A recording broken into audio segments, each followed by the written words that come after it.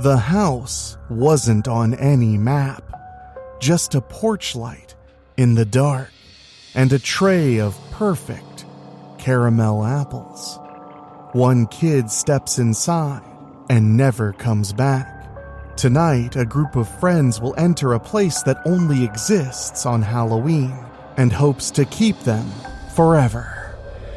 There's a chill in the air. Must be fall. Join me for a tale of Halloween.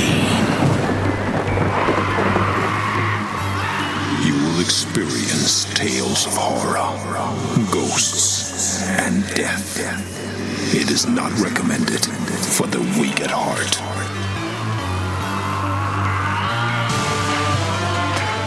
Join me for a tale of Halloween. This is Weekly Spooky.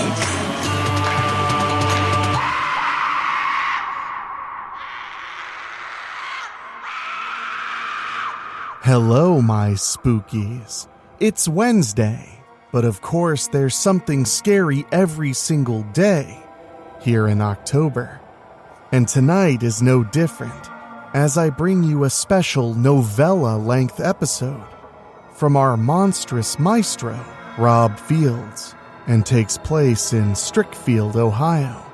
I want to remind you tomorrow we'll be back with another terrifying tale, this time from our good buddy Charles Campbell, as we go back to 1983 and the horrors of video rental. So make sure you're subscribed because you are not going to want to miss that. I also have some exciting news because I know my spookies love their coffee, especially when the nights get colder and you've got a scary story brewing. But sometimes the only thing you want keeping you awake is the scary story in your ears, not the warm, rich coffee in your mug. Well, that's where Savorista Coffee has you covered. They make incredible craft decaf and half-calf coffee blends, and they're supporting our program by offering you spookies out there 25% off, their best deal anywhere. All you have to do is go to savorista.com, savorista.com, and use promo code SPOOKY at checkout.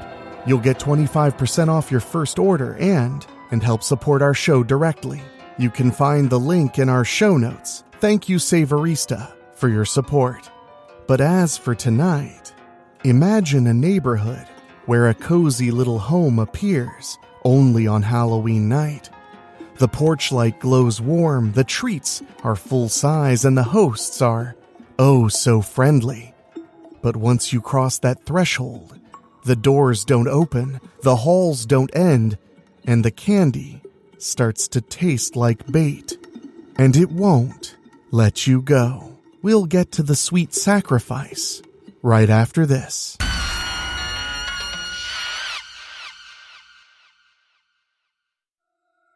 The Legend of the Lone Candy House by Rob Fields.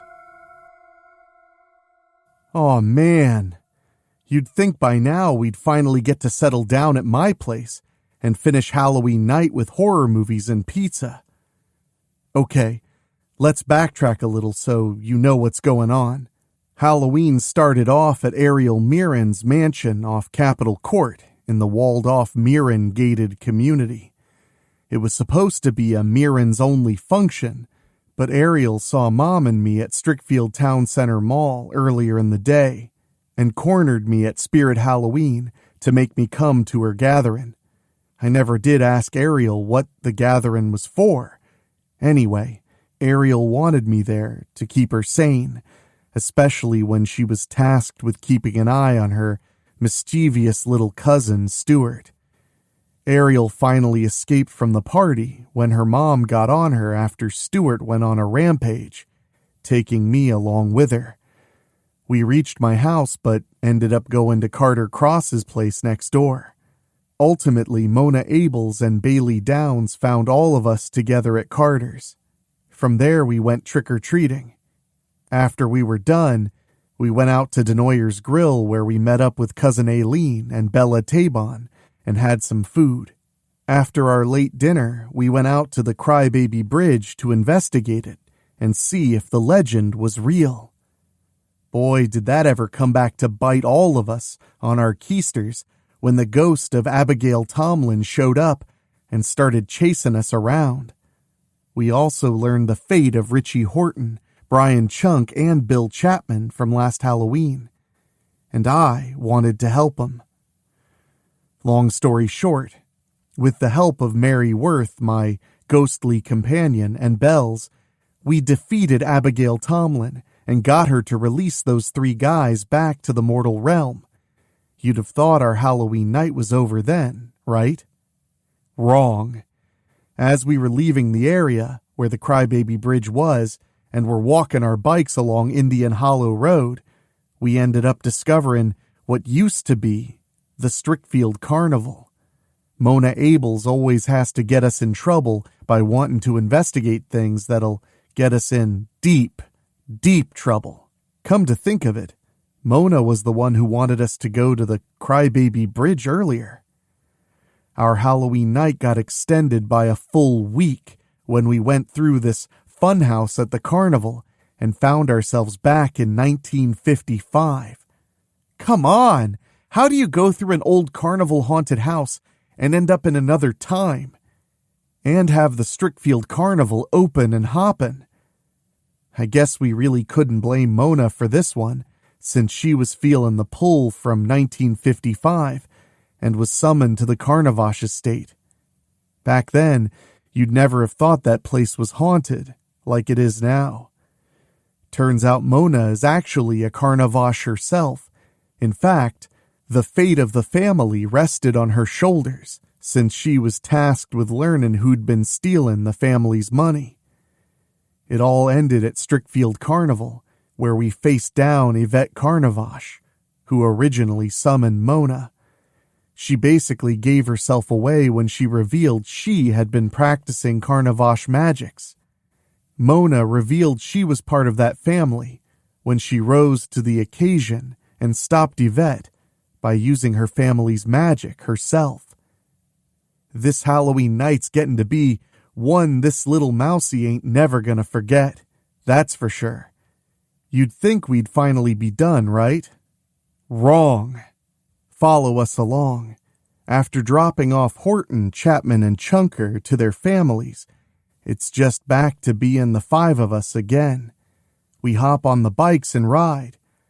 Okay, can we finally just go to Mouse's house and watch movies and order pizza like we planned? Ariel Mirren groans. Carter Cross raises his finger. Hey, we're not that far from downtown Village. We gotta cross through there anyway to get back to our houses, so why don't we make a quick stop at Strickfield Video? I lightly slap Carter's arm. Good thinking, buddy. I gotta pick up a movie I ordered from there. So the 5 of us head into downtown Village and park our bikes at Strickfield Video. There's this new girl working there when we walk in, dressed like a biker. I don't think she's wearing a costume if that's her motorcycle parked outside. Lenny, the owner, said he was going to hire somebody one of the last times Dad and me came in here. When we approached the counter, the biker girl just popped in the original Fright Night to show on the TVs. She turns to us now. Her name tag says Charlie. Can I help you? She asks. Carter speaks up. Yeah, you got Veranda, Queen of the Night in? Lenny said he'd be getting more copies in today. Charlie sighs. We did get a bunch of copies in. In fact, double what we originally had. They all went out faster than I could put them out. We've gotten a few copies back in, but they went back out just as fast. Carter groans. Thanks anyway. No sweat, buddy, I tell him. I should have a copy back there that I ordered. What's your name? Charlie asks. After I tell her, she finds my copy and completes the transaction. Now I got my very own copy of Veranda, Queen of the Night on limited edition 4K. Carter groans again. You were right, Madeline. I should have just ordered a copy when you did. I tried to tell you, buddy, I say. But you wanted to wait for streaming. Don't worry, we can watch this at my house. But we gotta wait a little bit while Mona and Bailey find movies they want to rent. We end up taking a small stack of them back to my place. We're getting off the bikes to go inside when Ariel borrows Carter's smartphone to order pizzas, since she dropped hers in a creek earlier tonight. I think Ariel's mom is gonna massacre her when she gets home. Suddenly, my phone rings. I pull it out of my back pocket and look at the screen. I ain't recognizing this number. Ariel's over my shoulder, then her mouth opens wide. That's Mom. What's she doing calling your phone, Mouse? I shrug. I don't know, but you better talk to her. Ariel sighs and takes my phone. Then she sets it to speaker. What do you want? You think I don't know you've been out trick-or-treating with your friends, little one? Adrian Mirren says menacingly. Ariel groans. Look, Mom, I'm not coming home until I'm good and ready. You never let me have any fun on Halloween. And I don't want you to come home yet. Adrian interrupts. Excuse me? Ariel asks in surprise. You need to have your friends help you find Stuart, Adrian says. He must have seen you and Madeline leaving the garage earlier tonight and decided to make an escape of his own. Well, I've been with my friends since we jailbroke, Ariel tells her. So far, none of us have seen that little goober running around out here. Then I'll make it easy for you to locate him, little one, Adrian says. My phone gets a link. Ariel opens it to reveal one of those programs that lets parents track their kids through phones. That's Stuart's current location, Adrian says. You need to go and get him, right now. Ariel growls and looks ready to crush my phone in her hand. I know she ain't strong enough to do that, but she's real mad. You are the one who had that little goober at the house, Mom, Ariel snaps. Why should I be the one who has to go and find him? Because if you don't, you can stay with your friends from now on, Adrian replies. As in, you don't ever have to bother coming home. Do I make myself clear, little one? Oh, you! Then Ariel belts out one of her blood-curdling screams. When she calms down, she yells, Fine! I'll go and look for that rotten goober, even though I'm not his mother, Aunt Margaret. I know you're listening.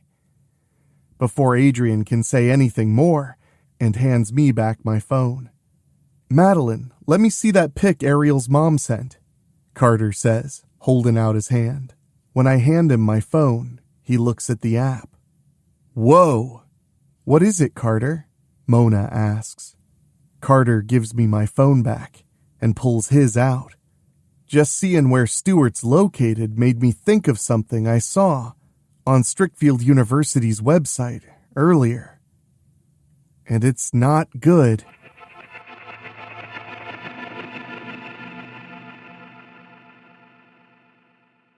Believe it or not, Strickfield University gets lots of hits on their website. Sure, people are planning to go to college there, but they got a whole separate area where lots of local and area legends are posted. It started out as something for a folklore class originally, but somebody got on that part of the site and word got around fast. Before you knew it, Strickfield University ended up opening the local legends part of the site up to anybody who wanted to see it or add to it. Funny, that's how we learned about the legend of Crybaby Bridge. Right here, Carter says. Another local legend here in Strickfield. Even though trick-or-treating's over for the year, there's supposed to be this house, not too far from where the bikers all live. That's the wrong part of Strickfield, Carter, Ariel mentions. What isn't the wrong part of Strickfield? Bailey mutters. She's got a point, Ariel. I agree. Ariel growls at me. I hate you, Mouse. Then she points right at Carter. We are not checking out another local legend. We went to that bridge earlier. Then there was that carnival.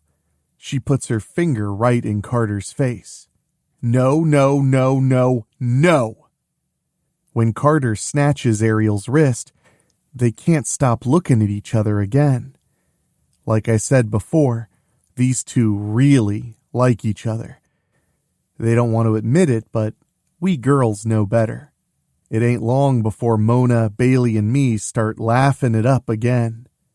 Carter don't say anything, but Ariel turns to us with her fist tightened. That's right, keep laughing. She points right at us. You just wait. When you find boys you like, I'm going to laugh it up. After we finish our laughing, I get serious and ask Carter, so what about this house you were looking up? No, Carter, Ariel snaps. Yes, Ariel, Mona says. I want to hear it. Carter glances at his phone. Then he looks at Ariel. This legend's right out of your family tree, princess. What? Ariel snaps. Let me see that. Carter hands her the phone. After a bit, she hands it back. Then she tells us, I don't know anything about this legend. I don't know everything my family does. Then she looks at Carter. Fine, go ahead and read it. Carter tells us the legend of the Candy House. Like the Crybaby Bridge and the Strickfield Carnival, it's another Strickfield local legend. It's supposed to be another haunted house, kind of like Grimm Manor in the backwoods or the Carnavash estate on the other end of downtown Village. While those two are fixtures in Strickfield, the Candy House only seems to come around every Halloween night.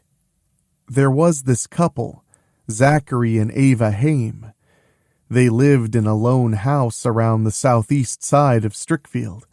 Like Ariel said, that's supposed to be the wrong part of town. I never knew if it was 'cause bikers lived there or what. Anyway, there was a lone house there. The Haims kept mostly to themselves. The only time they ever opened up their home was on Halloween night. Of course, it was only one night back then. It's a full week now.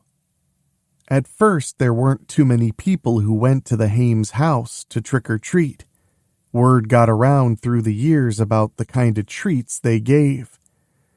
One year they gave caramel apples they had made themselves. Ava would hand them out as Zachary prepared them.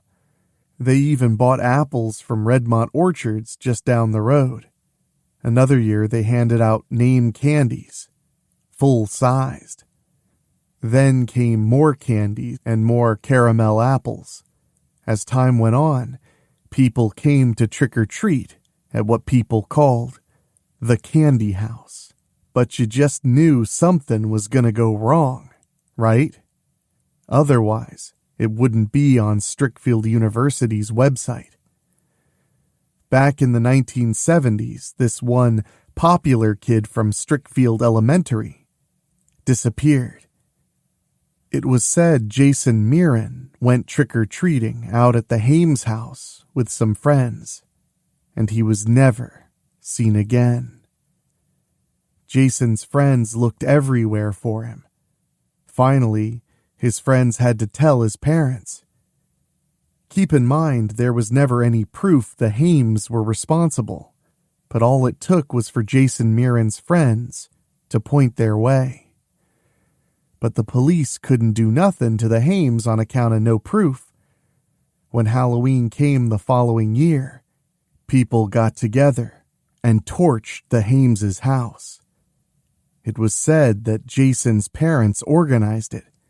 All it took was a bunch of torches to make the house go up, then come down. It was said the following Halloween night, the Candy House was somehow miraculously back up, like the torching never happened. The lights were on, and supposedly Zachary and Ava were handing out name candies and caramel apples, just like before. Some have even said they trick-or-treated there. What's more, one child always turned up missing.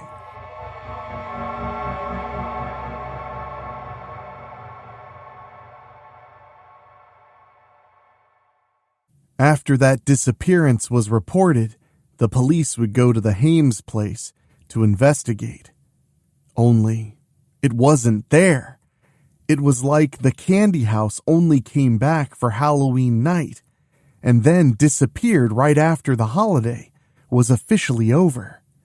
Carter finishes. Then he looks up at everybody. According to the university's website, it's when Halloween ends at midnight in Pacific time, which means 3 a.m. our time here in Ohio. Ariel's eyes are a little wide now.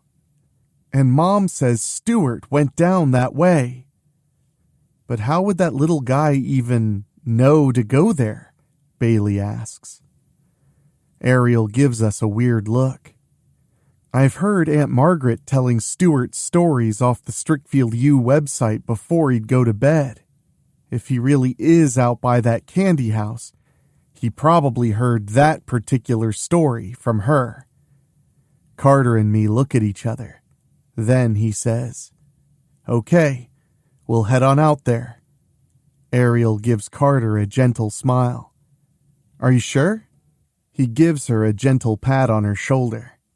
"He's your cousin, Ariel. Your mom put it on you to find him, so we'll help. At least Madeline and me will." Mona lashes out and shoves Carter a little. "And what are Bailey and me supposed to do? Just stay here at one of your houses till you get back? You're not ditching us. Mona and me are coming too." With that being settled, I head to my house to take our movies inside. Then Mona quickly catches up with me. Could I get you to, she hems and haws. I can tell she wants me to put her spell book from the 1955 Carnavash estate in the house. I hold my hands out for her to put the book in. "Just let me know when you want it back," I tell her, before I turn and head into the house. I put the videos in the living room and head upstairs to my room.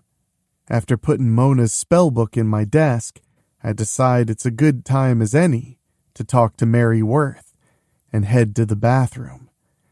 Soon as I go in, I see her face glowing in the mirror. "Anything you can tell me about what's going on?" I ask. "I'm afraid Carter Cross speaks the truth about the Haim house, Madeline," she says. I sigh. "Can you tell me if Stuart Mirren's really down there?" Mary does me one better and actually shows me what happened. After Ariel and me made our jailbreak, Stuart slipped out when his mom got into it with Adrian for not keeping her eye on him. It ain't like Stuart can't think for himself with being 4 years old. He looked like a little carpenter with his t-shirt and bib overalls, so he found a bag and went trick-or-treating. He was even stuffing himself full of candy he got along the way. Then he got with some other kids.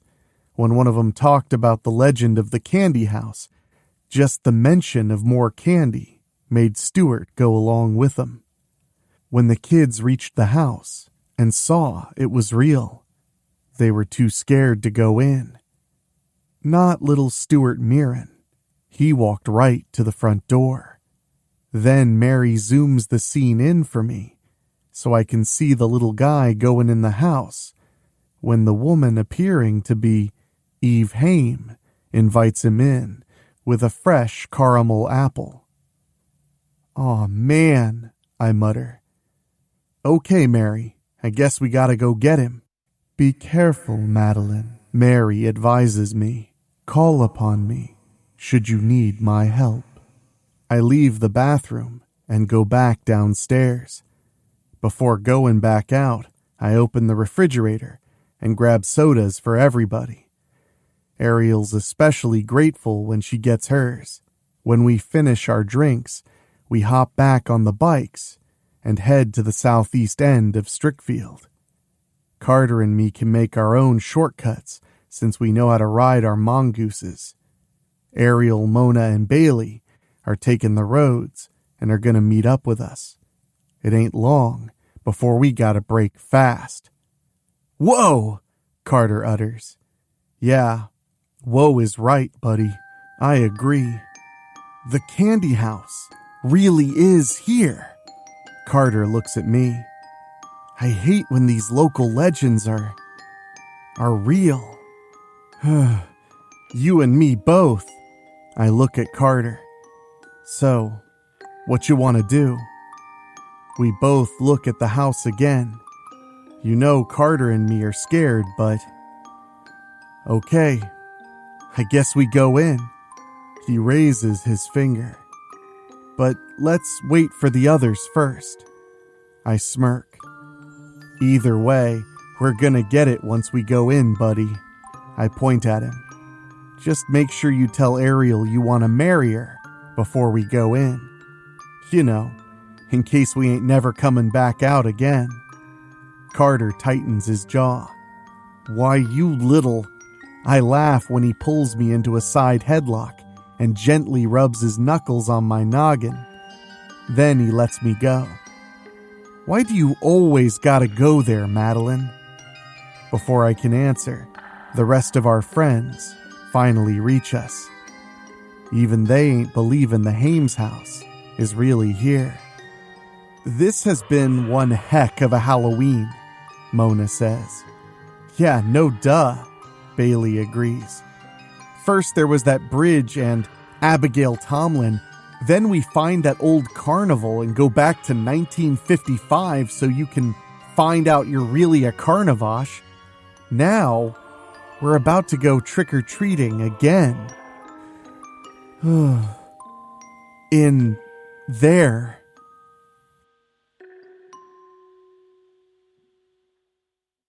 Ariel gets bold now. We don't have a choice, you guys. If that little goober is in that house, we have to go inside and get him. You already know this little mousie is definitely scared. At the same time, Carter and me ain't gonna let Ariel go in there by herself. Okay, we're doing this then, Carter says, trying to keep it all together. The five of us ride near the front door. As soon as we get off the bikes, the door itself suddenly opens up.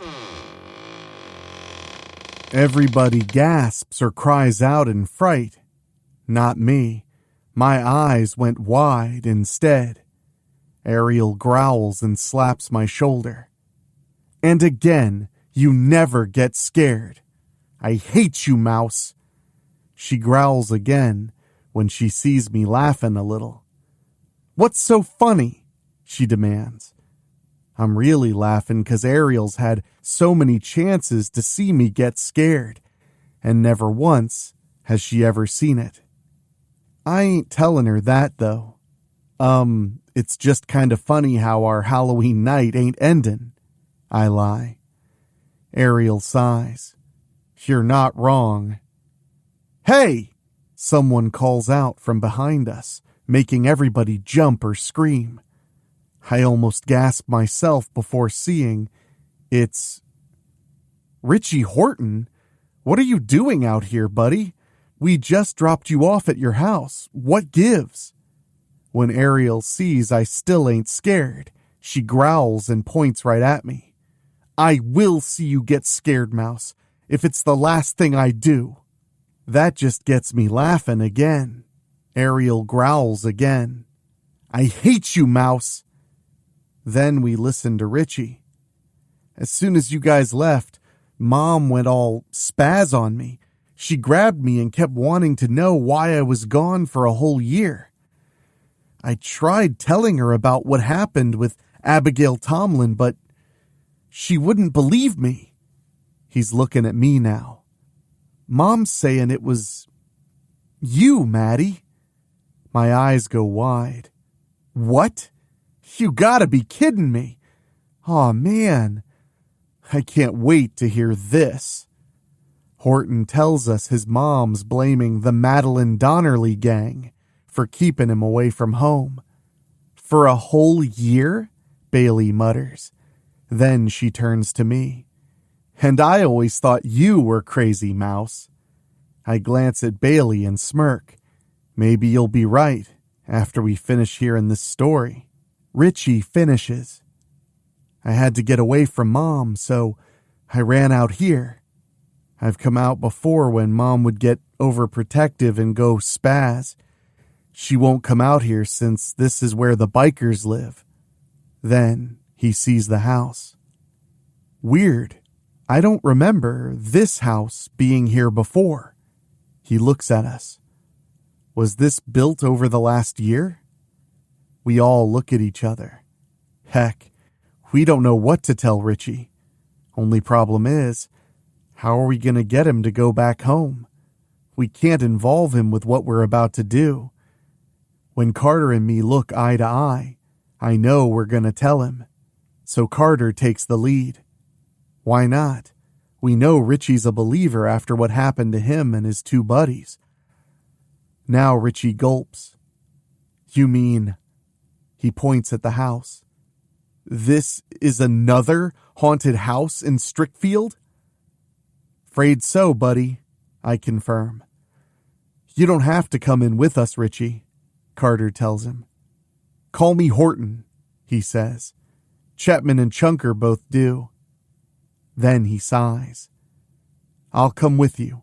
After all, you guys saved us earlier tonight, and we were there with you at the Carnavash estate in 1955, so what's one more haunted house? Suddenly, everybody screams again.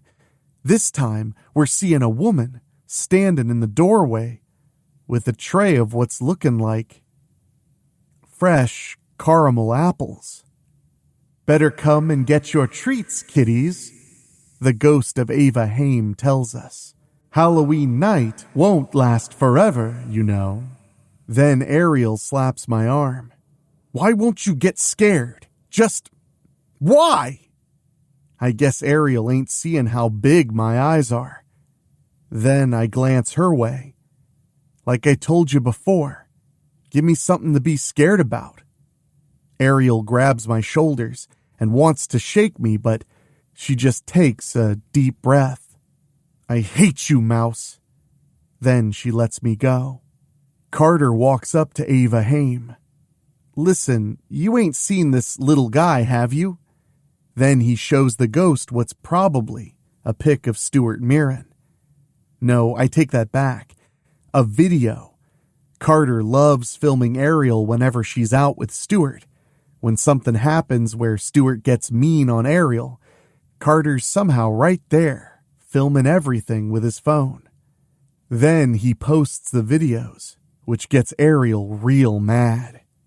I gulp quietly when I'm seeing Ava giving Carter a weird smile.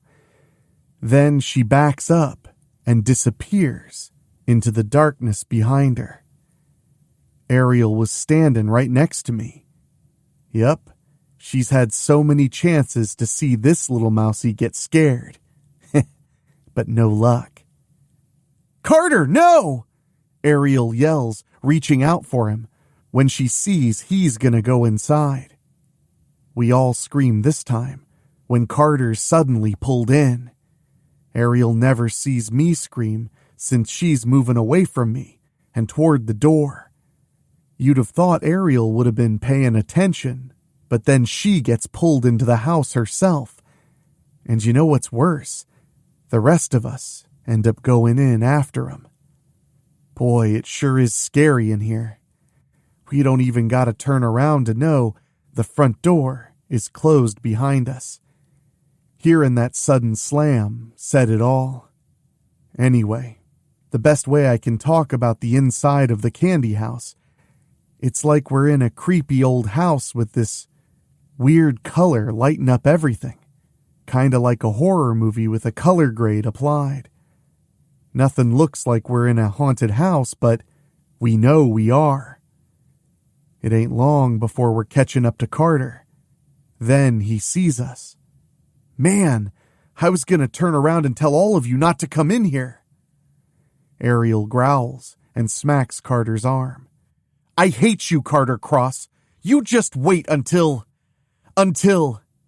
You just know Mona and Bailey and me should have been laughing it up, especially when Carter and Ariel are holding each other. I think we're all too scared to be laughing. A loud bang brings them out of their trance.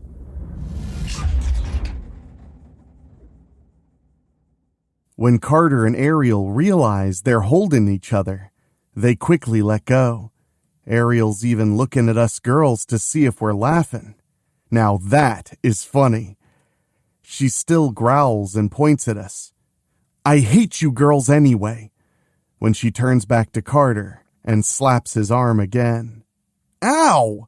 What's your problem now, princess? Carter mutters. Ariel points right in his face. You get a second one for getting us trapped in here. Trapped is right, Mona groans. We can forget about getting signal on our phones. She's right, Bailey agrees. Only Horton makes light of our situation. At least my spaz mom won't find me in here. Bailey gives him a mad look and shoves him a little. Oh, listen to you. A sudden scream makes Horton jump right into Bailey's arms, just like when we were back in 1955, earlier tonight. I'm surprised Bailey can easily hold him. Then again, Horton is kinda a toothpick. Anyway, Bailey just glares at him. Are you serious right now? Horton gives her an apologetic smile before she sets him back on his feet. Carter tries the front door anyways. Yeah, we're stuck in here. Ariel tightens her fists and growls again. Looks like she's gonna slap Carter's arm hard, but she don't. Then she smiles her wicked smile. You want to know how you're making this up to me, Carter Cross? You are going to be giving me lots of sodas.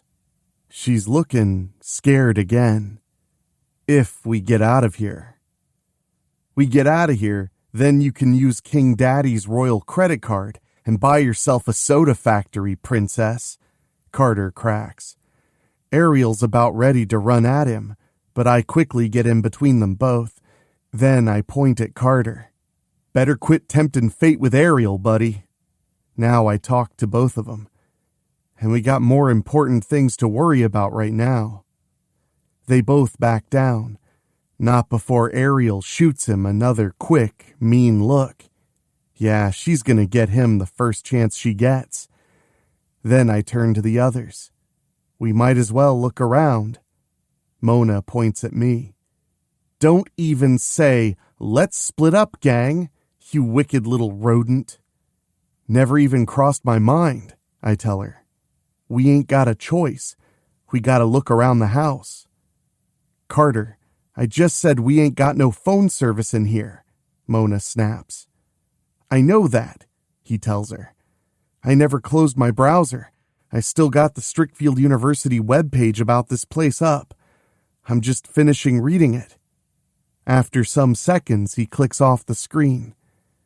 I hate to make matters worse, but we don't have unlimited time in here. We only got until 3 to find both Stuart and get ourselves out of here. When Halloween ends on the West Coast, Bailey remembers. Anybody remember what time it was when we came in here? Horton looks at his watch. It's almost 1:30 now. Bailey quickly grabs his wrist and sees for herself. Then she tells us. Horton's actually wearing a real watch. When she lets go of his arm, she gives him a dirty look. Who even does that anymore? Well, we gotta use it if we're gonna know when we gotta get out of here, I say. Soon we're in the one part of the house where there's different directions. You're gonna say it, ain't you? Mona demands, pushing me a little.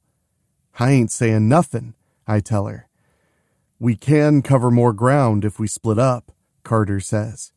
Stuart could be anywhere in this big house. Also, I'm pretty sure I saw basement windows when we were outside. Now Mona pushes Carter. It's because of you we're trapped in here. Carter turns to her. Hey, how else are we supposed to find Stuart? Call a service to go in and get him for us? You knew we had to come in here, so back off. Mona gives Carter a mean look. What do you think, Madeline? Carter asks. I shrug. We can cover more rooms if we split up. We stay together, it's safety in numbers. Like you said, buddy, we're running out of time. I know we don't want to be spending the rest of our lives in here, that's for sure.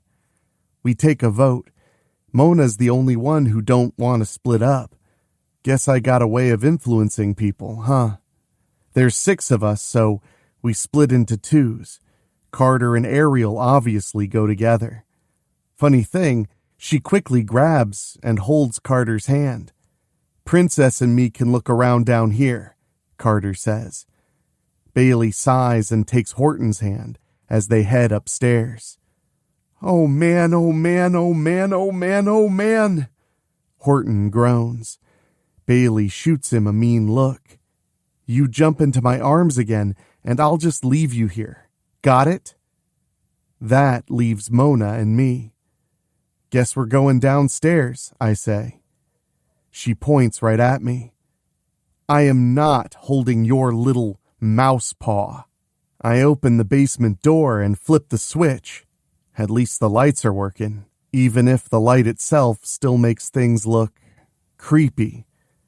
I slowly start downstairs. I feel Mona following me. I think we're both expecting the basement door to just slam shut behind us and trap us in here. But so far so good there. Not that we're not already trapped. When we get to the bottom, we look around. You can tell things are dated in this house. Just looking at the washer and dryer and water heater, you just know they're from, I don't know, maybe the 1970s? Looking at Mona, she's got her eyes closed and breathing slowly. She's definitely showing she's scared. Then she digs into her pants and pulls out that big red gem that she got back at the Carnavash estate in 1955. After putting it on, she turns and sees me looking at her. What? She demands. Then she points at me. Don't you dare judge me, you wicked little rodent. I shrug. I ain't saying nothing. You ready to look around down here? Mona softens up. I just feel safer wearing my new heirloom, that's all. She takes another breath. Okay, let's look around, Mouse. When I turn and start moving, Mona quickly grabs my little mouse paw. Yeah, she's big time scared. She keeps taking in breaths trying to cope. Let's be honest, this little mousie's big time scared herself. I think the reason I don't lose my cool is 'cause I just keep thinking. I think that's always been my coping mechanism. I ain't denying screaming when I get scared enough. I also admit I'm just as human as the next person. I think at the same time, I know we got a job to do here. Lately, Mary Worth, my ghostly friend, has been encouraging me more and more. I think it's 'cause of Mary that I keep moving on when it comes to seeing these ghosts and stuff. Then I gasp as Mona turns to see what startled me.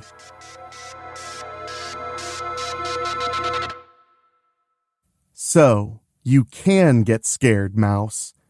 I shake Mona's hand. No, it's 'cause you're putting the squeeze on me. Could you maybe let up a little bit? Sorry.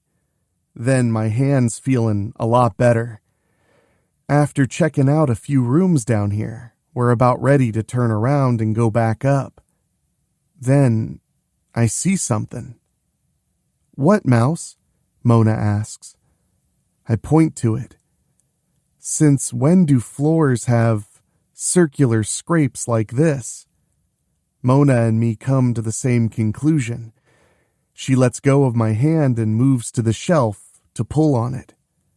When she's got it open, she turns to me. Good call, Mouse. When she finds the light switch and turns it on, she gulps. No, bad call. What if this is some dungeon or something? I don't want to be stuck down here and never be able to eat Denoyer's grilled cheeseburgers ever again. You can stay here, Mona. I'll go check it out, I say. I'm going in when Mona grabs my shoulders. No, wait! Mona takes my hand again. Then we go in together. Ironic, ain't it?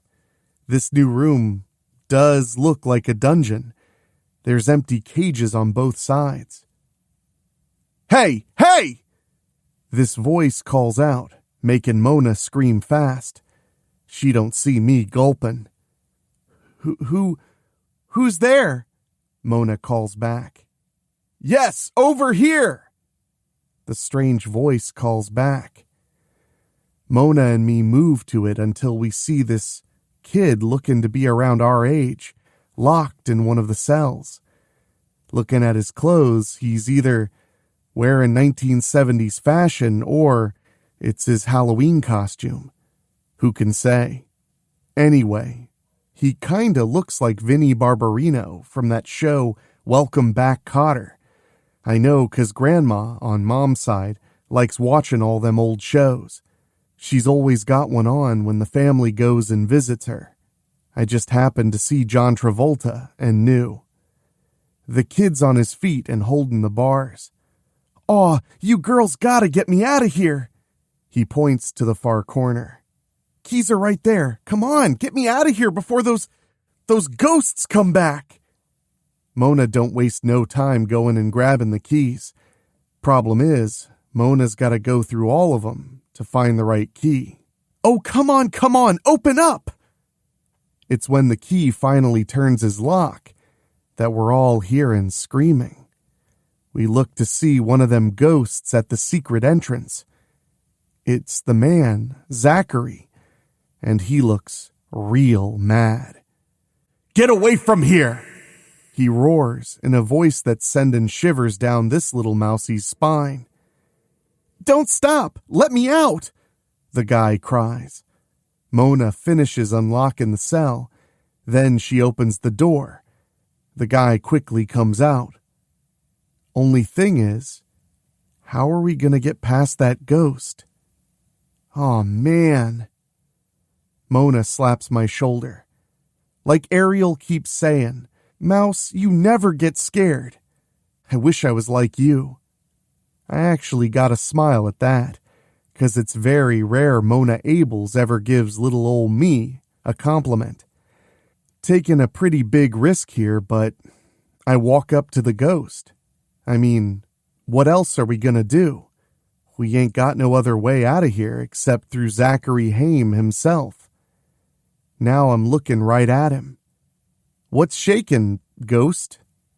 I barely hear Mona saying, You're crazy, Mouse! Zachary's face turns into this hideous skull with glowing eyes. Then he points right past me. You shall never leave here with that boy. Being scared is definitely making me do some quick mouse thinking. I know Zachary Haim's a ghost, but I dropped my knees and quickly scurry in between the ghost's legs. When I see how pointless that was, I just get up and run away. Sure felt cold running through that ghost. When he turns around and sees me running, he bellows out all these loud groans and comes chasing me down.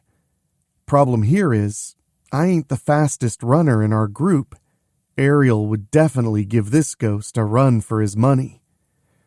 I think I end up running around the basement stairway a couple of times before I'm doing some quick thinking again. I stop on the other side and wait for him to appear. He's looking right at me now. Good, Mona. Good. Mona and that guy are sneaking out and trying to make their way to the stairs. I give the ghost a smile and start dancing. Don't ask me what style, 'cause I don't know and I don't care. The ghost's just looking at me like I lost my marbles. And you just know Mona's gonna tell Ariel and Bailey the first chance she gets. Aw, man, if Cousin Aileen or Daisy May hear about this, I'm never gonna hear the end of it. I know I'm embarrassing myself, but I keep the ghost looking at me long enough for Mona and that guy to get upstairs.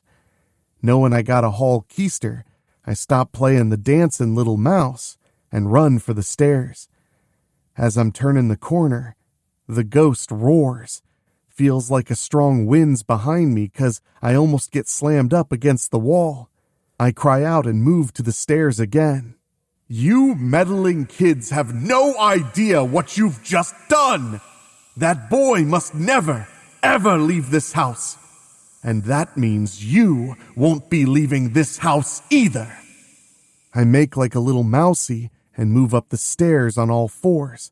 When I reach the top, Mona's right there to help me out. When we're all hearing Zachary roaring downstairs, I move to shut the door. Mona screams and the guy gasps when the basement door explodes into splinters and kindling. Mona never sees it, but my eyes are wide open.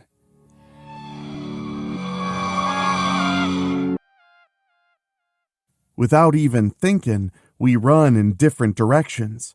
So much for us sticking together. Knowing I messed up and knowing I can't abandon Mona, I stop in my tracks again and turn around. Hey, Ghosty! I call out.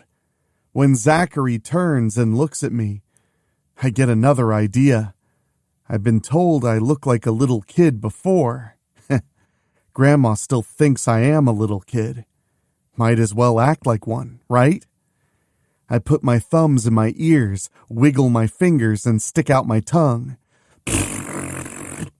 The ghost roars and floats after me for some mouse chasing. Since I can't go right out one of them doors, I quickly haul my keister upstairs again, using all fours. I don't even look and just turn right. That's when I'm seeing plenty of doors here in the hallway, and decide to have some fun. Just like I did with Stuart Jeeves back in 1955. Long story. I turn around and see the ghost at the top of the stairs.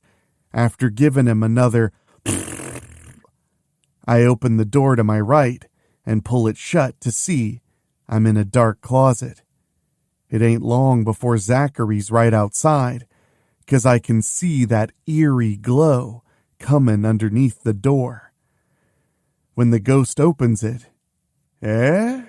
I saw you come in right here, little girl," he groans. Then I open the door behind him.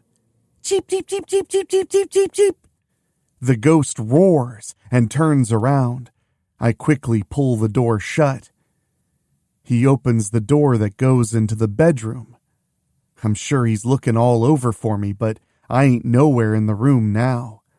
When he comes back out into the hall, he's yelling to know where I am. I open the door at the end of the hall. "Right here, buddy!" When the ghost turns around, I'm smiling and waving. When he starts floating after me, I pull the door shut. He opens it to reveal a bathroom, but he ain't seeing me in it. I know he's gonna check the pantry with the laundry chute in it, which is one of two possible places I could hide. At least after he's also pulling the shower curtain at the bathtub aside. Zachary comes back out into the hall. "You can play your games all you want, mortal, but I'll find you. There's only so far you can run. You can't leave this house, and most certainly not after 3 a.m. When I see him turning back to the pantry, I laugh to myself when he's opening the laundry chute. Come on, really? I know I'm small and thin, but even I can't fit down the chute. I open one of the sink's doors and slip out. I shriek when the ghost is suddenly right there to scare me. I quickly run out of the bathroom, pulling the door shut behind me. Yeah, like that's gonna stop a ghost. Instead of floating through the door, he levels it before coming out. Then he sees me going into another door and pulling it shut. "I've got you now, you little rascal," Zachary growls with delight. When he opens the door, I exit at the little closet door by the stairs. While Zachary's yelling things this little mousey ain't gonna repeat here, I pull myself up onto the railing and slide down, quickly putting distance between me and Zachary. Unlike Stuart Jeeves back in '55, Zachary's still opening doors upstairs, trying to find me. When I hit the bottom of the railing, I stop myself and slowly drop off. Definitely don't want to take the chance Ariel might be there for me to fly into. When I'm on the floor, I turn and tippy-toe out of there. I'm trying to be quiet like a little mousey when I'm walking around down here. It ain't long before a hand grabs hold of me and pulls me into another room. I know it ain't no ghost, 'cause the hand is familiar. "You okay, Madeline?" Carter asks. He pulled me into the kitchen, where the others are. Looks like Mona and the guy we jailbroke made it back to the others, too. "Yeah, just running from a ghost," I tell him. "Guess you didn't happen to find a way out," he mutters. I sigh. Yeah, I wish. I know I didn't fly off of the stairway railing and land on Ariel like back at the Carnavash estate in '55, but she's still real mad. She tightens her fists and growls. Then she yells, "Where are you, you little goober?" "It's going to take forever to find Stuart," Bailey complains. "This is a big house." Then Ariel looks at Mona and me. "You two didn't see that goober downstairs, did you?" Mona and me both shake our heads. Then Mona says, "Wasn't really anywhere that little stinker could hide down there. Mouse'll back me up on that one." "She's right," I agree. Then we tell everybody what all we found down there. Carter points to the kid. "Are you Jason Mirren? Didn't you disappear in this house back in the 1970s? Jason gives him a weird smile. "Seems like I've been in this house forever. It is still 1978, right?"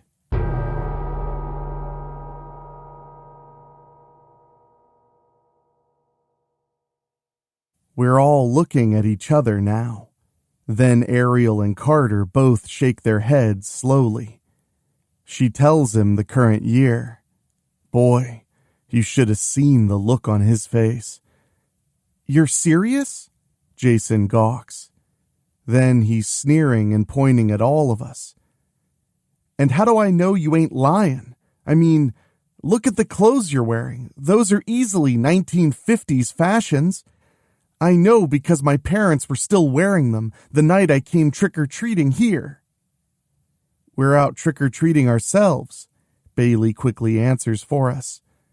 "We went as people from the 1950s. We ain't sure whether Jason believes us or not, but that's the story we're sticking with." "We've got to find our way out of here," Horton says, looking at his watch. "We're losing minutes." "We ain't getting out of here," Jason mutters. "You know how many times I've broken out of my cell downstairs and tried to escape? Those ghosts keep finding me and putting me back downstairs. If they find us again, they'll lock all of you up downstairs too." He sighs. "Looks like you guys are going to be living in this house with me for the long haul." Bailey throws her arms up. "You act like you want to stay here." Jason shrugs. It ain't like we're being tortured or put to work. You learn to live on caramel apples and Halloween candy and soda pop, but at least you ain't starving. Ariel points at him. We are getting out of here. You just wait. Yeah, I definitely gotta trust Ariel. Usually when she says her favorite phrase, she makes good on whatever it is you're gonna wait for. Suddenly, a cupboard door slams open nearby, and this little carpenter comes out, making us jump and shriek. All I did was open my eyes wide. Ariel growls and points at the little guy. I can't believe you came in here, you little goober!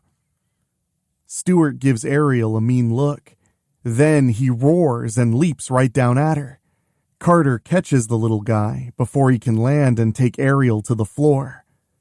When he puts Stuart down, the little guy turns to him and kicks him in the shin. Hey! Carter growls. You little...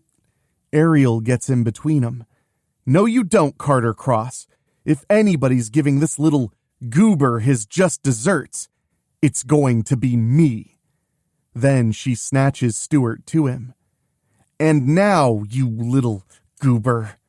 When Ariel grabs Stuart's arm, the little guy quickly grabs her wrist and bites her. Ow! Then Ariel snatches him again as he tries running away. She brings him to her as she sits down at the table. I may not be your mom, but I am going to give you a good spanking. I don't think any of us ever heard little Stuart Mirren talk. I know the most I ever heard him do was just roar like just now, which is what Stuart's doing when Ariel's trying to hold him in place. But Ariel underestimated Stuart again when he turns his head enough to bite Ariel's wrist. When she cries out, he escapes. That's when I grab him and turn him to look at me. Hey, come on, little guy, I tell him. Why you gotta be so mean? I'm wondering if Stuart's gonna try biting me now. Then he points to something in my vest pocket. Oh, you want my candy bar? I ask. Stuart nods quickly. I give it to him without thinking twice about it. Funny thing, I enjoy trick-or-treating, but I ain't really a candy person. Yeah, I might eat a few pieces once in a while, but I actually give all my candy to Mom and Dad. I know they enjoy it more than me. Also, I know Mom will put it out with the food when she's having her art gallery presentations. After Stuart finishes the candy bar, he's real happy now. Believe it or not, this would be the beginning of a beautiful friendship between me and the little guy. Then I tell him, you want more candy? Well, you gotta behave, okay? Stuart nods quickly. Then Ariel gives me this weird look like she's asking what makes me so special. Then I get an idea. I don't suppose you know how we can get out of here, do you, Stuart? Stuart shrugs. He's probably been playing around in this house so much, he never thought about getting out of here. But Ariel ain't giving up so easily. She turns Stuart around to face her. You got us into this mess, you rotten goober. If you know how to... Stuart stops Ariel by kicking her in the shin. Now Ariel's hopping mad. Okay, that is it. I've had it with you, Stuart. At first I'm wondering if she's gonna try spanking him again, but she gives him her wicked smile. When we get out of here, we're gonna leave you behind and tell Aunt Margaret we just couldn't find you. That means I'll be free of you forever. She lowers herself to look Stuart in the face. So go ahead and kick my shins all you want. I just don't care anymore. Stuart tightens his little fists and runs at Ariel. I come in between them. We ain't got time for this. When they're both looking my way, I tell them, we ain't got time, period. 3 a.m's gonna be here before we know it. If we don't get out of here by then, well, we ain't getting out of here. Get the idea? I think I'm speaking for everybody here when I'm saying I know I don't want to be in this house forever. I look at Stuart now. Come on, little guy. If you do know a way out of here, could you tell us? There's more candy in it for you if you do. Stuart points to a nearby door. Ariel moves and tries it. Nothing. The other doors leading out probably won't open either. You think I didn't try that already? Jason snapped. These doors are sealed tight. We ain't getting out of here. We're stuck in here. Forever. I point at him. Maybe you gave up, buddy, but I know I want to go home. The others are quick to agree with me. It ain't long before the haunting keeps going. We're hearing ghostly groans and they're getting closer. It ain't gonna be long before those two ghosts find us again. Problem here is we ain't gonna be able to keep running around in here since there's only so many places we can go. Then I realize I could have got answers from my other friend who ain't here with us at the moment. Soon as them ghosts show up, everybody gets all scared and runs in different directions again. Now them ghosts are looking right at me. I think Ariel must have picked up Stuart and took him with her, 'cause I ain't seeing him here. I give the ghosts a little smile as I wave my little fingers. Hi. When I drop my hand, I feel the knob of a cupboard behind me. Time to be a little mousy again. I quickly drop, open the door, and get inside. You're not pulling that trick on me again, little girl, I'm hearing Zachary say. As I hear him open up the other cabinets to try and anticipate where I'm likely to pop out, I open up the cabinet door where I got into and get the heck out of Dodge. Such a wicked, wicked little girl, Ava growls behind me. Feet, don't fail me now. Seriously, if my besties are going to call me Mouse, I should be able to move just like one. Finally, I move into a hallway and quickly slip off to the side. Soon, Ava floats right past me and don't even see me. And that's when I feel my mousy sense. My tummy talking to me. I don't know. I'm just getting the feeling something ain't right when it comes to them ghosts. When I know it's safe, I tippy-toe out of my hiding place and move to the nearby door. To my surprise, it opens. It takes a minute for my eyes to adjust, but I'm seeing now I'm in a garage. There's a couple of cars in here. Then I get an idea and open the driver's side door. Drat. No keys. I move to the other car and don't find him in that one either. I was wanting to try and drive a car again like earlier tonight. I'm about to move to find a safe hiding spot so I can talk to Mary Worth when I'm suddenly shrieking as the garage door is opening up. There's nowhere to run when two hands grab hold of me and pull me outside.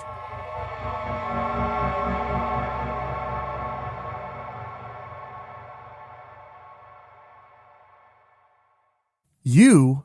I ask, not believing what I'm seeing. What are you doing all the way out here, Maddie? Bill Chapman's asking me.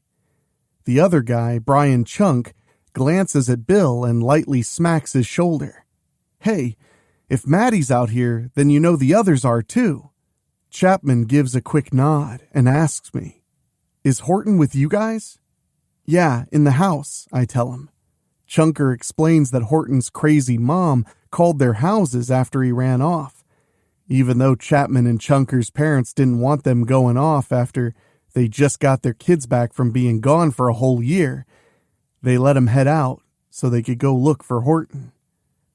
But how'd you guys know Horton was here? I ask. Horton always comes out here when he's got to get away from his spaz mom, Chapman says. He knows she won't come out here with the bikers not living too far away. This is where we used to have our old clubhouse, back before Chunker's dad gave us his old tool shed. What is this place anyway? Chunker asks. I ain't never seen this house here before. It's the candy house, Chunker, Chapman tells him. It's gotta be. Dad always talks about this place around Halloween. You found it, I assure him. Seeing Chapman and Chunker's making me do some more thinking here. I point to the guys. How'd you get that garage door to open? I just opened it, Chapman tells me. You guys didn't have to break in or nothing? I ask. Give me a break, Maddie, Chapman scoffs. We ain't vandals. The door just opened when I tried lifting it. We weren't expecting to see you behind it, though, Chunker adds. Just to be sure, I reach out and touch both of them. They're real, sure enough. I ain't seeing things and they ain't ghosts. I really am back outside. And I'm thinking I know what's going on here now. I turn back to the open garage. I gotta go back in and get the others, guys. We'll go in with you, Chunker says. I turn back and raise my hand to stop him. You two gotta stay out here. If you come in with me, you might not come back out. Hold it, Chapman says. If you were in there, then how were you able to come back out again? My old man said if you get trapped in there and don't get out by... He checks his smartwatch. 15 minutes? This house disappears for another year. Anybody who's in there is gone too. I quickly tell the guys what I think I know about this house and why I don't want them going in with me. Chapman and Chunker look at each other. Then they look back at me. Chunker and me are coming in with you, Chapman says. Horton's been our buddy since we was pups. We ain't gonna leave him behind. It was Horton's idea for us to go back into the village cemetery to keep Abigail Tomlin from taking a bunch of kids back to the afterlife with her last Halloween. We couldn't let Horton go alone, Chunker adds. So we went back into the cemetery with him. You know what happened from there. We know you and your friends rescued us earlier tonight, but we're not leaving Horton in there. I hope you can understand that. I sigh. I know what you mean. I do the same for my friends, too. I know Carter Cross would do the same for me for sure. Okay. Come on, then. We're losing time. We go back into the house through the garage. When we see them ghosts floating and moving up and down, probably still looking for me, I talk Chapman and Chunker through getting around them. And no, I'm right about what's going on. The three of us find the others upstairs and hiding all the way up in the attic. The others are surprised at seeing Chap and Chunk, especially Horton. I can't believe you guys tracked me all the way out here, Horton squeaks. It was either that or your mom would be haunting us every day from now on, Chunker tells him. Time to work on my plan. Come on, everybody. I found the way out of here. We gotta go back downstairs to get out. The others are all happy hearing that, except Jason. I couldn't help seeing the look of surprise on his face, and I don't mean a pleasant surprise. Soon as we're coming out of the attic, surprise, surprise, them ghosts are miraculously right there. Then I come out and start playing the dancing little mousey again.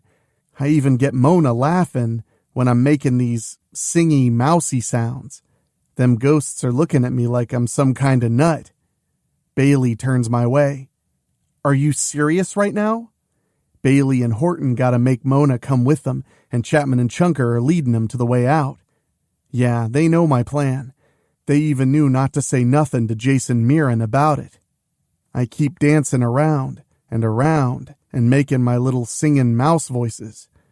I'm half wondering if a cane is gonna come out of the side somewhere and yank me away, like a cartoon character being yanked off of the stage. Nope, I'm still playing the dancing and singing little mousey. Aw man, I ain't never gonna hear the end of this one. Of course, I gotta get out of here myself first. Still, even after everything I'm doing, those ghosts still ain't making any attempt to touch me. I remember passing right through Zachary and feeling cold for a little bit. I could probably do it again, but I want them to try touching me themselves. It ain't long before I stop with my act and run away. Them ghosts are chasing me around again. I'm keeping 'em up on the second floor with me. Gotta give everybody enough time to get out of here. I'm about ready to move into a door and do my now you see me, now you don't trick again. I stop when I see Jason Mirren, just at the top of the stairs. Now he knows I'm looking right at him. That's when he comes away from the top step and heads to me. "How long have you been here, buddy?" I ask him. "I know you've been in here since you disappeared that Halloween night back in 1978. What I really want to know is, how long have you been hanging out here? I mean, you ain't aged none, so I know this house is keeping you young and everything." When the ghosts continue to float in front of me, I sigh. "So cut the act already. I know it's you who's got to be making them appear somehow." Jason Mirren's showing a wicked smirk. "You think you know everything, little girl?"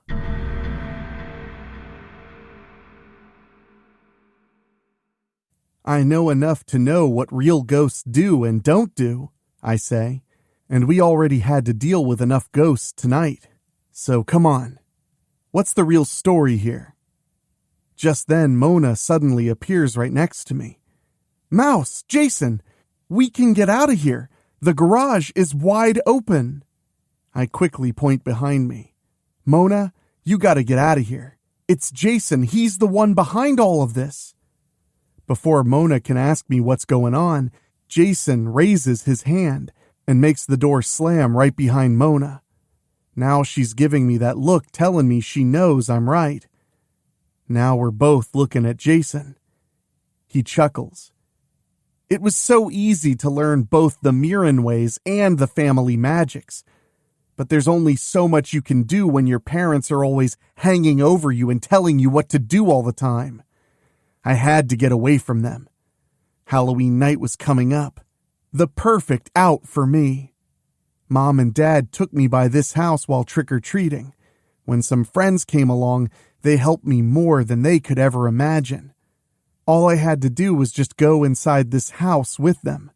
Who could resist fresh caramel apples and name candies, right? Except I never came back out. I hid in one of the cupboards just like that little kid did earlier. Little did I realize just how vindictive my parents could be. I don't know what all happened, but I know the house was being torched. I stayed out of sight and used my powers to steal the souls of Zachary and Ava Haim. You could say I saved them as this house was burned to the ground. While the spell I used allowed me to remain safe and unaged in this house all these years, the drawback is you can never leave here. Unlike you two, I'm stuck." Mona remembers Carter telling the legend of this place and points at Jason. "So you were the one taking the kids who'd come in here?" "Correct," Jason answers. "They're still in this house with me today. In fact, they're right below you, in the basement." "But Mouse and me only saw you in the basement." Mona disagrees. "The kids I abducted were in those cages, I assure you," Jason says. "I put a cloaking spell on them. You two kids only saw me. Then you saw the ghosts come when you let me out, which was exactly what I wanted you to see. Couldn't have you suspect me, right? And that was how you gave yourself away," I tell him. "My buddy told all of us the legend. Many kids disappeared here. Kinda strange that we only found one. So, what you want with all them kids?"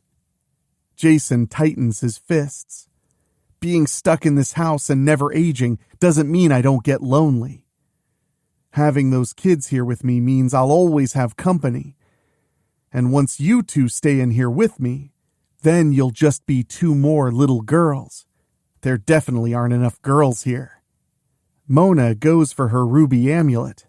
Something tells me she's gonna try using her birthright as a Carnavash again. Something also tells me she ain't gonna make her magic happen like she did back in 1955. Jason anticipated this because he uses his magic to knock Mona down, taking the wind out of her sails. She's groaning while she's flat on her back. "Run, Mouse!" Mona manages to say. I gotta do what she says, but I ain't leaving her here. My mousy sense is telling me there ain't much time left till 3 a.m. No way Mona and me are staying here till next Halloween. "You can run all you want, little girl," I hear Jason behind me. "I love playing hide and seek." I run back upstairs. Since I seem to be able to make quick plans while I'm scared and under pressure, I remember where the bathroom is and run that way. I quickly get in there and dig into my pocket for my compact. Then I see the bigger mirror over the sink and quickly move to it instead. "Maryworth, Maryworth, Maryworth!" The face of my ghostly friend takes the place of mine in the mirror. When I reach out for her, she reaches out for me. When our hands meet, she comes fully out of the mirror and into me. Soon Maryworth has taken my place here in the mortal realm while I'm seeing everything through her eyes. Or my eyes. When Jason appears at the bathroom entrance, he ain't expecting to see Maryworth waiting for him. "What is this?" he exclaims. "Who are you?" "I am here to save those children whom you have taken against their wishes, Jason Mirren," Mary tells him. Jason gets real mad now. "Never!" He tries encasing Mary in his magic. "I captured the souls of the Hames. They're mine to command. You never should have appeared here, ghost. Now I can claim you as my own." But what Jason, like most everybody else, fails to see is that Mary ain't your normal ghost. She's actually an astral projection. See, when Mary was about to be burned at the stake years ago during the Salem witch trials, a mirror was brought before her. It was supposed to be for her to see how evil she truly was before she burned up. Mary simply used the power of the white light and escaped from her body and into the mirror. She's been living in the part of the afterlife known as the mirror realm ever since, at least till she and I met and became friends. Then I let her possess me so she could come into the mortal realm when she's needed. Oh, the look on Jason's face when he sees his powers ain't working on Mary. Guess he don't like that she's moving in on him. Then she casts a spell of her own to make a glowing field around him. "No!" he yells. "No, release me right now!" Mary ignores him and lowers herself through the floor. See, that's what got this little mousy thinking. Ghosts are supposed to be able to move through walls and stuff. Okay, I know I moved through Zachary Hames' ghost earlier, but Zachary and Ava never once moved through the walls. Also, Zachary either blew the doors up or opened them the way I would. Ghosts don't need to do that. Guess Jason didn't think about that when he was controlling him. Or he thought, like most people, I wouldn't know anything about real ghosts. Mary lands in that secret room in the basement. She waves her arms and cancels the cloaking spell. Whoa, Jason was right. There's lots of kids down here. Judging from the different costumes, they look like they all come from different times. When the kids see Mary, they ain't even afraid. They're begging and pleading for her to help them. Mary casts another spell to make the cages disappear. "Follow me to your freedom," Mary tells them. Then she stops and casts another spell to make a portal appear. "Through here, children." Mary waits till they're all through before she closes the portal. I tell Mary we still gotta get Mona out of here. "I am aware of Mona, Madeline," Mary tells me. We float up through the floor. However, the others risked coming back inside and were able to get Mona back out. Suddenly, the doors close. It's 3 a.m. "Mary, we're trapped in here now," I think to her.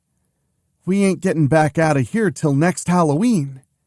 Don't be so sure, Madeline, Mary replies optimistically. Remember who I am and where I reside. Mary floats to a nearby bathroom. I understand Mary's plan as soon as I'm seeing the mirror.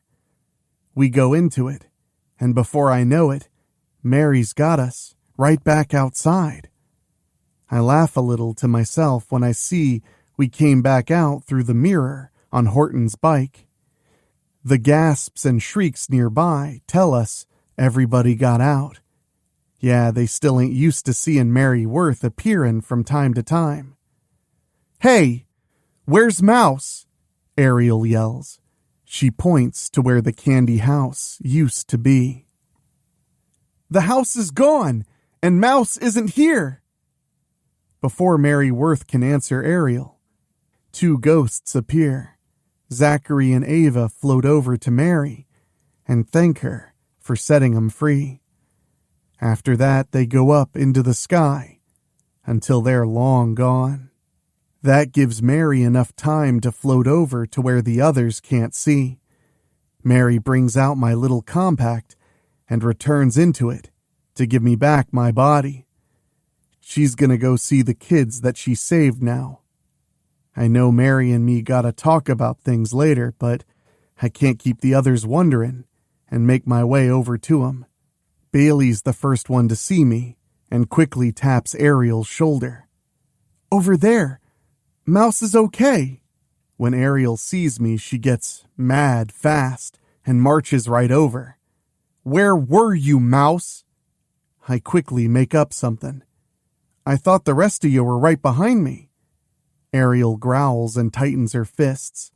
I hate you, Mouse. You just wait until our next sleepover. Ow! Little Stuart came over and just kicked her in the shin. Ariel grabs his shoulders and is ready to give the little guy what for. Stuart's ready to fight her, too. You'd swear these two were an actual big sister-little brother combo, the way they act around each other. I come in between them. Okay, we're done here. Let's get Stuart back. My phone rings. I pull it out to see Adrian Mirren on the caller ID. I programmed the number into my contacts after Ariel's mom called earlier. I unlock my screen and hand the phone to Ariel. The rest of us don't listen much since we know Ariel and her mom are yelling at each other. I know Stuart's name keeps coming up. The conversation ends with Ariel yelling she'll bring Stuart right back to the house. When she hands me back the phone, she gives me that look. Something tells me Ariel's gonna be Ariel again. How about you take that little goober back to my house, Mouse? I utter. She quickly puts her hands on my shoulders. If you do me this favor, I'll owe you a big one. I still don't want to talk to Mom right now. I shrug. You gotta return home sometime, Ariel. And I will. She raises her finger. When both our Halloween night is officially over and when I'm good and ready. She lowers her finger. How about it, Mouse? I sigh. Fine. Then I raise my own finger. But you know your mom ain't gonna like this. Ariel rolls her eyes. I don't care what Mom thinks tonight. She can yell and scream at me until she's blue in the face once I do get home. I go and get on my bike. Then Stuart comes over to me. I let the little guy climb up and sit on my handlebars. Hang on tight, little buddy. Hold up, Madeline. I'll come with you, Carter tells me. Once Carter's back on his mongoose, the three of us ride away from where the candy house was and head toward the Mirren gated community. Stuart's keeping himself secure while I'm riding. He's actually having fun. It takes us a little bit to get to the main gate. I punch in the gate code and see it still works. Carter and me enter and ride our bikes out to Capitol Court. I'll wait for you out here, Carter says once we reach Ariel's mansion. I wait for Stuart to climb down before getting off my mongoose. Then we walk to the front doors. Sure feels strange to be coming to Ariel's house on any other night but Friday. Speaking of Friday, it ain't gonna be long before I'll be coming back here for another one of Ariel's sleepovers. Before I can ring the doorbell, the porch lights suddenly come on, and one of the two doors opens, fast. Boy, if Adrian Mirren's looks could kill. I think she wants to yell at me, but she stops herself and sighs. Madeline, I believe I said I wanted Ariel to bring Stuart home. I shrug. Sorry, ma'am. Adrian growls, reminding me she's a bigger and older-looking version of Ariel. Then she sees Carter waiting for me, but doesn't say nothing to him. He just simply waves to her. Ignoring him, she steps aside. Come in here. Carter and me gotta, I start to say. I said come in here, she repeats in a sharper tone. Oh boy.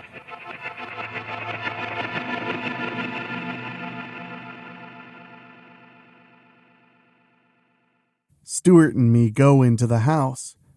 I can see the buffet tables in the dining room that were set up for the gathering earlier, before Ariel and me jailbroke into our big Halloween adventure. I can also see some stains on the floor, probably from when Stuart made the mess. Once Adrian closes the door, she turns to us and folds her arms in front of her. I don't know why you continue to let my daughter push you around like that, Madeline.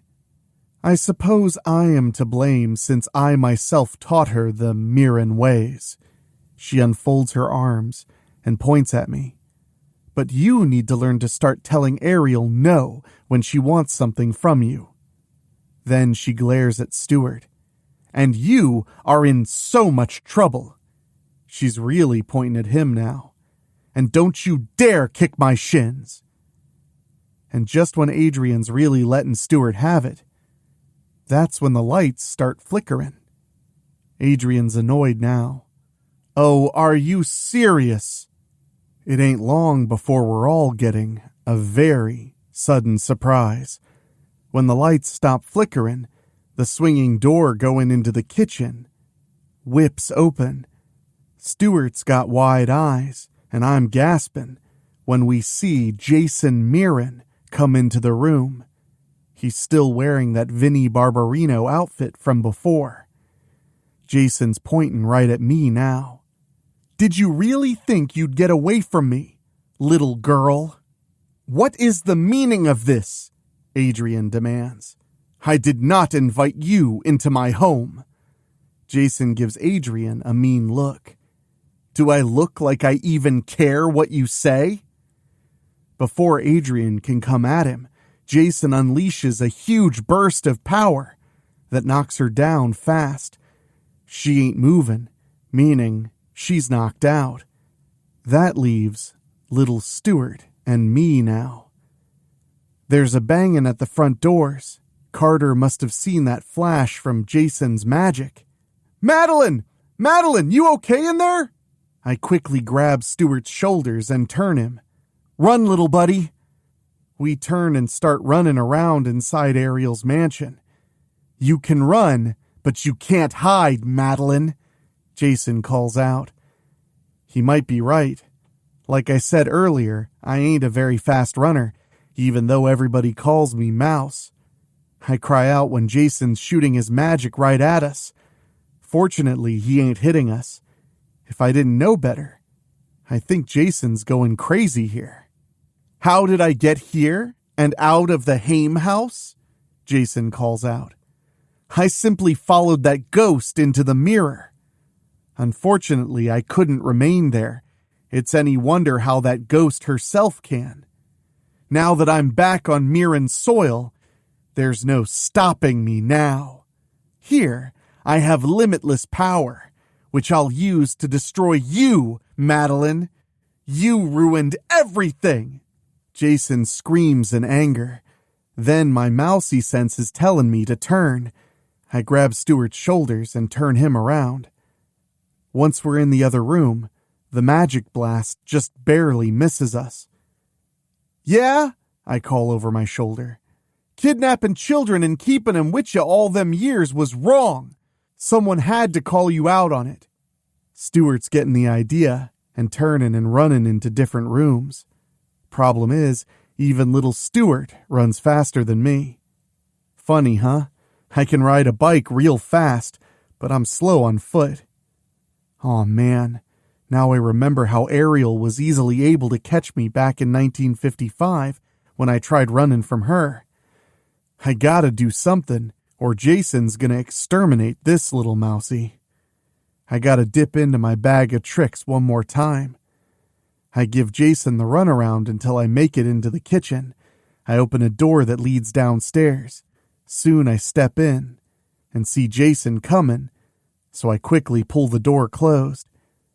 When he opens it, he don't see me nowhere. "What the? You couldn't have gotten downstairs that fast." That's when I open the pantry door and tippy-toe out of the kitchen. I'm on the move again and run around until I remember that first night at Ariel's sleepover, just after the school year started. I run down the hallway and into the bathroom. I close the door and see how brightly lit the sink and mirror are, with the 2 pillar candles at the sides. I sure love the forest smell in here. Suddenly, Mary Worth appears in the mirror. "Do not waste time, Madeline. Jason Mirren shall be upon you at any moment." Mary don't need to tell me twice. "Mary Worth, Mary Worth, Mary Worth!" Mary comes out of the mirror and into me again. Geez, how many times do I have to call on Mary tonight? Quite a bit for sure. When Jason destroys the bathroom door, he ain't believing his eyes. "You!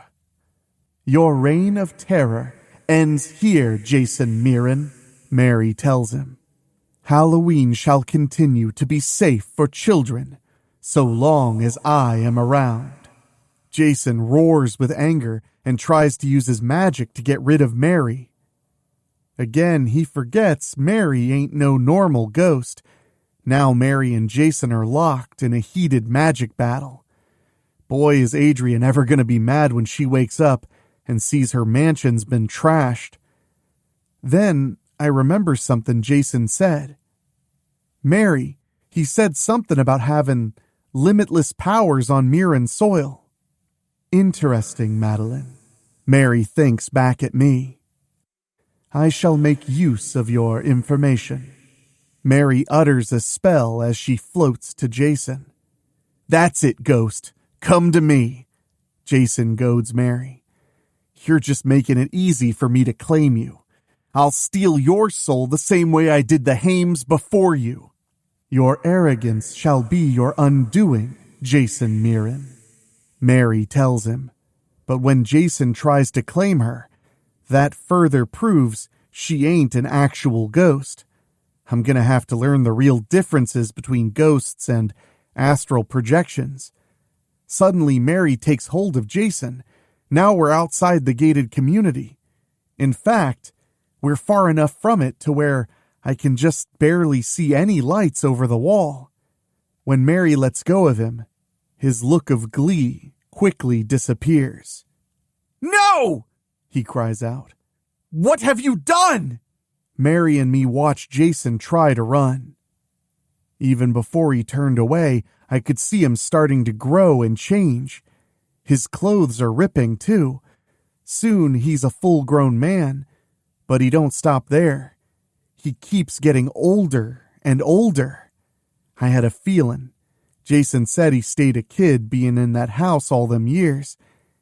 He stops growing old now. He was probably around my age when he did what he did back in 1978. Now he'd be about in his mid-50s, and his clothes are tatters. Boy, the way he's looking at Mary right now. "I can still finish you," Jason says in his older voice. "You'll pay for what you've done." But before he can use his powers again, Mary finishes her binding spell and causes his wrists to come together. Then Jason glows bright for a little bit. When the glowing fades, Mary releases the binding spell. Jason falls to his knees. "That all you've got?" Jason snaps. He gets back to his feet and utters another devilish spell of his own.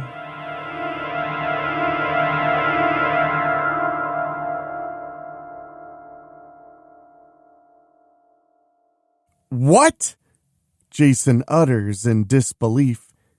He tries the spell again with the same results. "Do not bother," Mary tells him.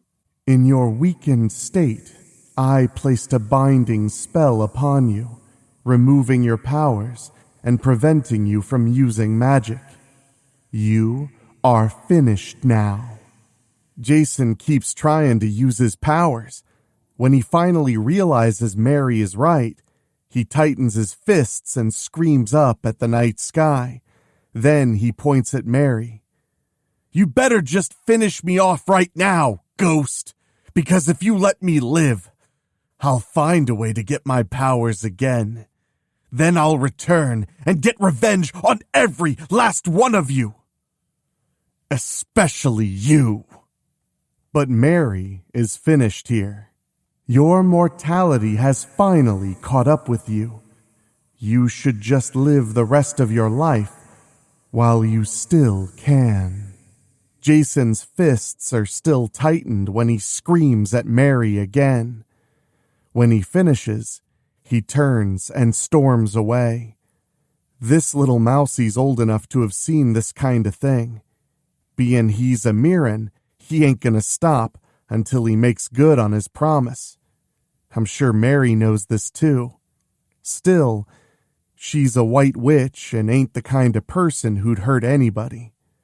Mary brings us back to the gated community. We're just outside Ariel's mansion when we're hearing Carter Cross calling out to me. "Perhaps you should see your friends," Mary advises me. She produces my compact and opens it. She returns back into the mirror realm and gives my body to me. I move around the house and go up the steps. The front door's still open when I go in. It ain't long before I find Carter and Stuart. Carter's just getting Adrian Mirren to come around. She's moaning and letting Carter move her to where she can sit up. Just then, Stuart comes out from behind the couch where he had been hiding. When Adrian shakes her head and gets her bearings back, it don't take her long to get real mad, real fast. She pushes Carter away and gets up. When she sees what's happened to her house, she growls, just like Ariel. Now she's looking right at us. I gulp when she starts yelling. By golly, she's doing worse than what Jason Mirren did a little bit ago. And then she suddenly stops. She growls again as she's looking at the three of us. "Where is Ariel?" she hisses. Not here," Carter manages to say. She points right at me. "Phone, now." I know I ain't telling her no, and I give it to her. She gets Ariel back on the phone using FaceTime. Carter and me just look at each other when mother and daughter really get into it. Adrian's demanding Ariel come home immediately. "I'll come home when I'm good and ready to come home," Ariel declares. "I'm finishing my first ever Halloween, and that is that." Yup, Adrian definitely put a lot of herself in Ariel for sure. I know if Carter and me talked to our moms like that, we'd be in so much trouble. Anyway, the two of them are having a stare-off now. Adrian finally gruffs. "Fine, finish your Halloween, get it out of your system. And mark my words, little one, this will be your only Halloween. Next year, you're going to be right here, watching little Stuart." She gives Ariel a wicked sneer now. "As long as you live under this roof, you belong to me." I managed to see Ariel rolling her eyes. "Whatever. Then she hangs up. Just like that. Oh, does that ever make Adrian mad? Oh, you did not just hang up on me, little one. Why, you... Cover your ears, I quickly tell Carter and Stuart. Soon as we do, Adrian gives us her version of not getting her way. Instead of a blood-curdling scream like her daughter's, she just roars like a beast. Let's get out of here, Madeline, Carter says back. But Stuart grabs my hand. Wow, the little guy don't want me to go. Then he's running in place while pointing to himself, and then the door. That's when I get it. Soon as Adrian's done roaring, she points right at us. If I can't have my little one back home, then I'm going to have you three. I quickly grab Stuart, then Carter and me are out the door. Adrian is really going ballistic when we're on our bikes and hauling our keisters away from there. Ariel's gonna be mad when she sees we're bringing Stuart, but we can't just leave the little guy with Adrian like that. As for the rest of our Halloween night, we finally get to gathering in my living room. At first, Ariel was a little miffed at seeing Stuart, but I think she kinda understood when Carter and me told her what had happened with Adrian. And for the record, I did invite Horton, Chapman, and Chunker to the house for movies. They couldn't come over because Chapman and Chunker originally came out to find Horton and bring him home. Also, they would want to be with their families again too, which was totally understandable. The stories of them coming back home, along with those of the kids we saved at the candy house, are going to make the Strickfield Journal tomorrow morning.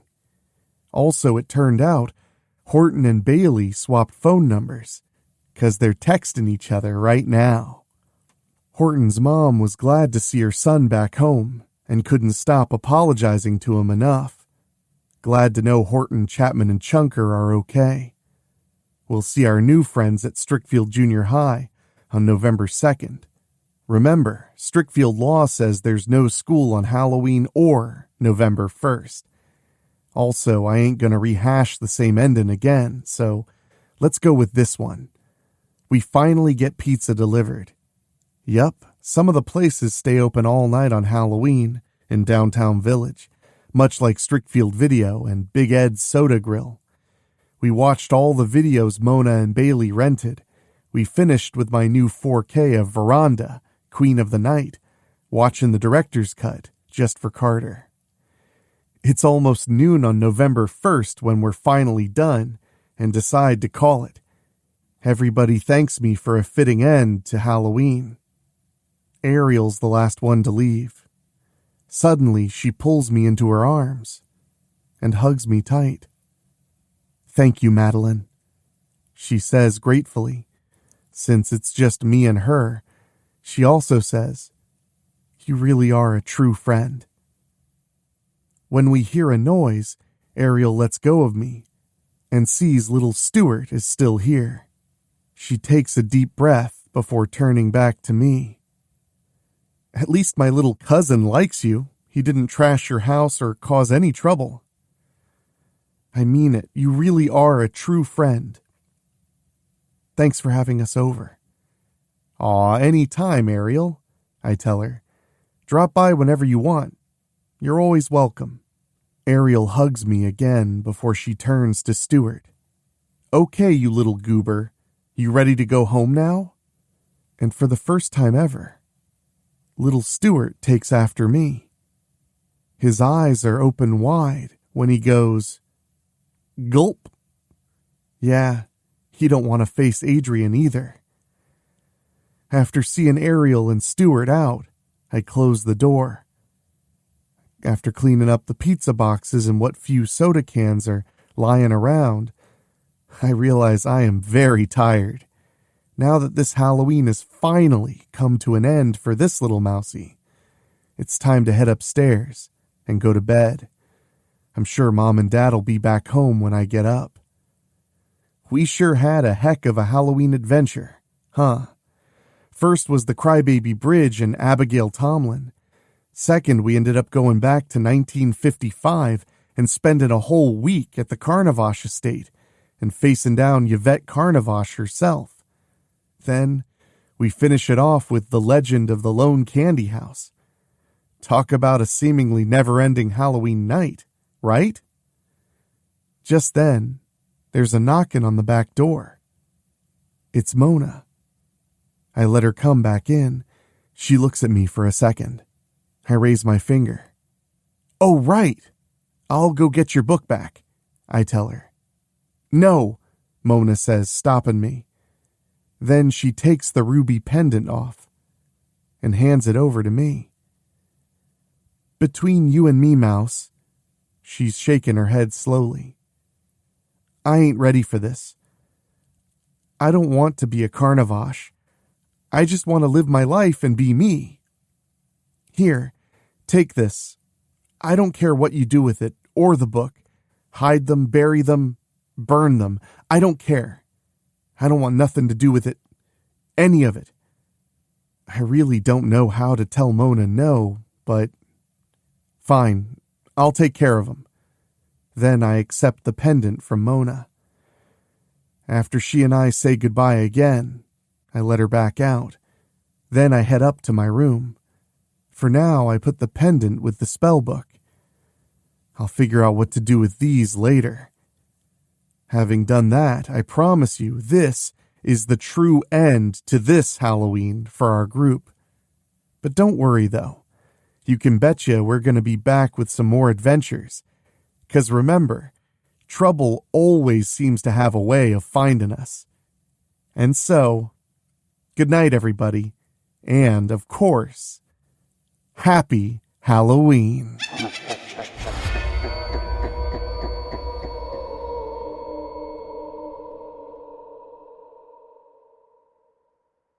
And that, my spookies, was the legend of the Lone Candy House.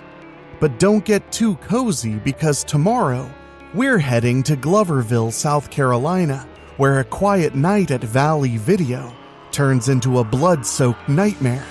It's Deadly Rental by Charles Campbell, and it's one you won't forget. And remember, all through October, Weekly Spooky is dropping a brand new show every single night until Halloween. 31 nights of chills, candy, and creatures that go bump in the night. So keep that pumpkin lit and keep listening. And Friday we'll be back talking about the 1990s horror film Candyman and why it still gives us nightmares right here at Weekly Spooky. So subscribe on your favorite podcasting app, and while you're at it, leave us a 5-star rating. And if you want to support us in a very direct way, head to weeklyspooky.com/join.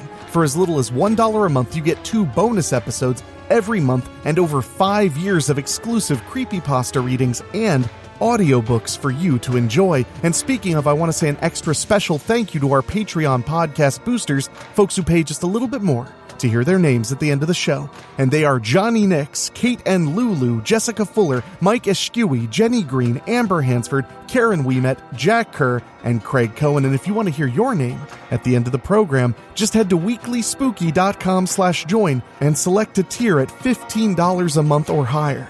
It really makes a huge difference and helps us keep bringing you the spooky every week and beyond, as we're about to wrap up our 6th year of Weekly Spooky.